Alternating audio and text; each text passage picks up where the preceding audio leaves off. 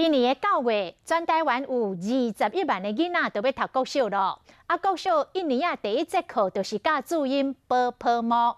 信宜基金会调查，有高达90%的小朋友伫读国小进前，就先学会晓注音咯，甚至有私立的幼稚园4岁就开始教。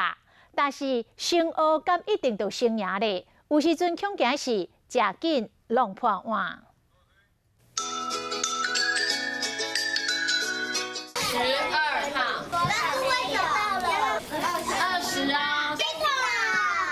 大家国小附幼的囡仔去河边公骑一撮脚踏车回来，拢无休困，就赶紧摇画笔，改画落来。圆山大饭店，然后这个就是大直桥，然后这个是临安太古厝，小朋友他们的方位感马上就出来了。啥物拢有，不过只有一个。那咧波泡沫，啥物所在才有咧？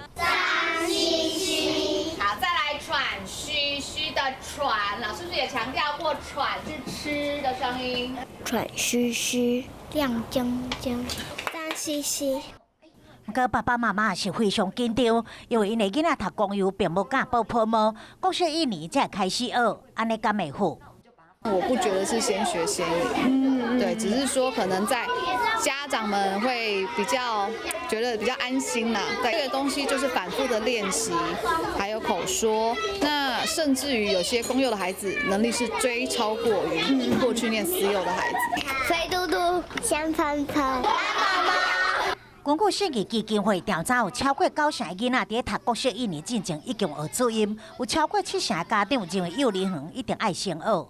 波泡沫竟然有41%的家长是在4岁的时候就让小孩子去学注音符号，它只是音，没有义的东西。